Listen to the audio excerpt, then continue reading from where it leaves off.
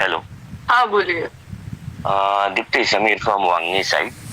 हाँ हाँ। दीप्ति, जैसे भी आपने बताया कि आरपी से आपने बहुत सारी चीजें मांगी है जो अभी तक आपको मिली नहीं है। राइट। ठीक है। तो इसमें आपको ऐसा नहीं लग रहा है कि हम भी कहीं ना कहीं पीछे हट रहे हैं और ये बहुत सारी चीजें हमें भी नहीं मिल पा रही है?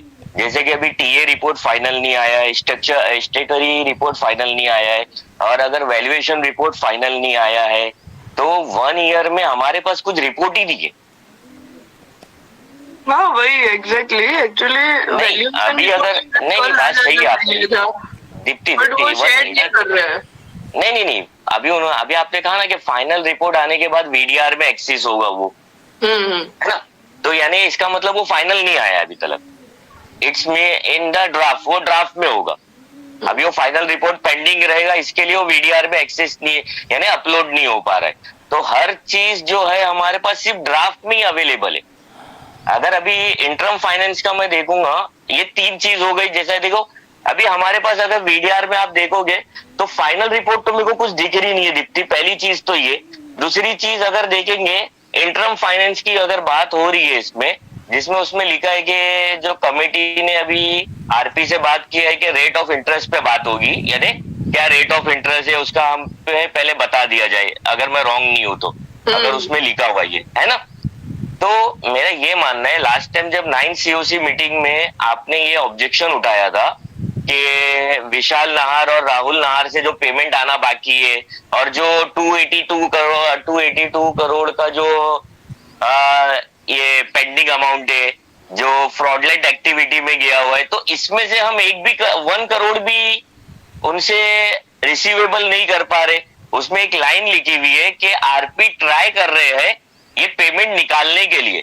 तो क्या आपने आरपी से पूछा कि ये क्या ट्राई कर रहे हो, क्या केस आपने फाइल किया है, क्या क्या हिसाब से आप ट्राई कर रहे हो पेमेंट निकालने के लिए?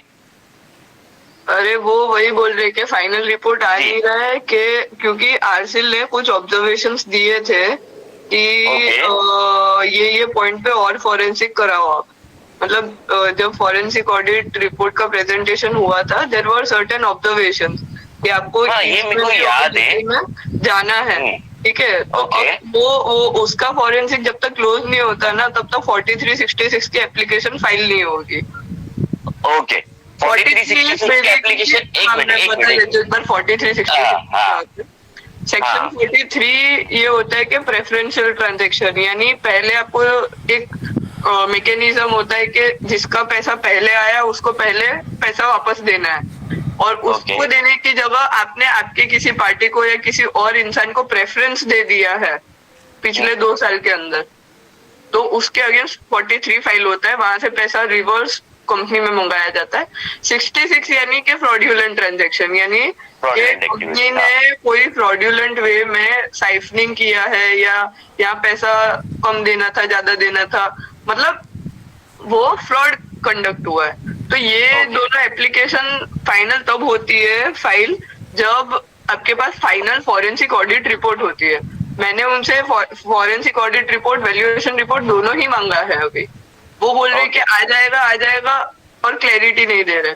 यहाँ तक कि मैंने इतने सारी चीजें मीटिंग में भी मांगी थी कि आप मुझे सीआरपी कॉस्ट इनिशिएशन से लेके उस दिन बैंक अकाउंट में कितना पैसा अवेलेबल था, आज कितना है, किसको कितना पेमेंट हुआ है, किसके वेंडर के कितने बिल है, उसके सामने क्या जस्टिफिकेशन है, आप मेरे को। यहाँ तक कि जैसे गौरव जलेंद्र का बोथरा जी थे लास्ट मीटिंग में, ये पता नहीं इस मीटिंग में शायद नहीं अटेंड किया, उनने भी बोला था कि एडवोकेट की फीस बहुत ज्यादा है, तो आप वो ज्यादा का जस्टिफिकेशन क्या है आप वो तो दो। वो भी मांगा है। यहाँ तक कि आप समझो कि जितने भी कोटेशन मंगवाए थे मैंने वापस से मंगवाए, अभी आपको एक एनेक्सर एक कोली करके उनने तो दे दिया, बट ये नहीं दिया है कि उनने काम क्या किया है। ओके। मगर इसका मतलब ये नहीं हो रहा है कि दीप्ति, अगर यानी आपकी बात नहीं सुनी जा रही है तो यानी 5300 बायर्स की बात नहीं सुनी जा रही है वहाँ पे। Exactly. हाँ, तो अगर आपकी बात नहीं सुनी जा रही है वहां पे, तो यानी हमारी सबकी बात नहीं सुनी जा रही है। तो आप एक काम करिए, अगर आप ऐसा कुछ भी अगर मेल डाल रहे हो उनको और आपको नहीं मिल रहा है, तो आप 3 से 4 बंदे जो सीसी में रखिए। अगर उसके बाद भी आपकी बात नहीं सुनी जा रही है तो हमारे साथ और आरपी के साथ एक मीटिंग रखिए आप सब बंदों के साथ। क्योंकि क्या है, इनडायरेक्टली हमारी बातें दबाई जा रही है, और जब अगर हमारी बातें दबाई जा रही है और हम ही बात नहीं कर पा रहे, तो हमारा 47% शेयर होल्डिंग होने के बाद भी हम कुछ भी नहीं है वहां पे। 48% शेयर होल्डिंग होने के बाद, जब अगर हमारी मीटिंग में, जैसे कि अगर आरपी अपनी बिल्डर की बात रख रहा है, आरसीएल अपना क्लेम की बात रख रहा है, और हमारी एआर की बात अगर वहां दबाई जा रही है, इसका मतलब हम सबकी बात दबाई जा रही है, तो हमारा तो यहाँ पे लॉस हो रहा है यहाँ पे। तो ये आप क्लियर करिए। एक मिनट साइनत, एक मिनट, साइनत एक मिनट। तो Deepti please, it's a humble request, क्योंकि 1 ईयर के ऊपर हो गया है, अगर आपको भी रिपोर्ट नहीं मिल रही है और आपकी बात भी अगर वहां नहीं सुनी जा रही है, तो एज अ एआर आपको स्ट्रॉन्ग एक्शन लीजिए, या तो हमारे साथ एक आरपी के साथ मीटिंग करिए कि भाई देखिए, हम मेरे पास, मैं सिंगल बंदों की बात नहीं कर रही हूँ, 5300 बंदों की बात कर रही हूँ, और हमारे पास 48% वोटिंग राइट्स है, तो इसका मतलब हमें भी राइट्स है वहां पे बात करने का, और हमें भी राइट्स है सब चीजें जानने का।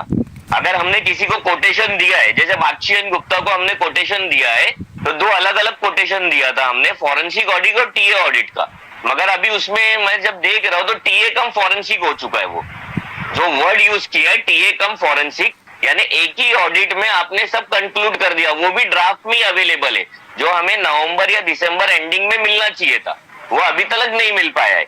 अभी जस्ट आप सोचिए, अगर हमें नहीं मिल रहा है as a normal home buyers, तो आरसीएल के पास तो उनके एडवोकेट है, उनके पास सब चीज है, तो वो भी तो यही सोच रहे होंगे कि हाँ सच में आरपी कैपेबल नहीं है, या आरपी ये सब चीजें प्रोवाइड नहीं करना चाहता है।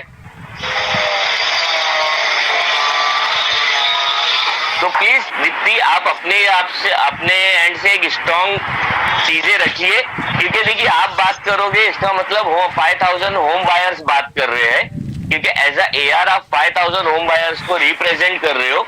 अगर आपकी बात नहीं सुनी जा रही है, तो please it's a humble request, आप 1 मंथ के अंदर जितनी भी चीजें पेंडिंग है, आप एक मेल डालिए, बंदों को सीसी में रख के, जो भी जिसको आप सेलेक्ट करना चाहो उनको सीसी में रख के, और एक मीटिंग करिए आरपी के साथ प्लीज, और हमें बुलाइए उसमें, क्योंकि हमें भी तो ये बात रखना पड़ेगा ना कि हमारी एआर जब ये बात कर रही है और आप उसको रिपोर्ट नहीं दे रहे हो, तो यानी हमारी सबकी बात दबाई जा रही है, तो हमारा 48% वोटिंग राइट्स होने का फायदा ही नहीं है ना फिर उसमें। तो हमको तो फिर डायरेक्ट आरपी पीआरए में डायरेक्ट इन्वॉल्व करिए जब हमारी। Okay Deepti, hello.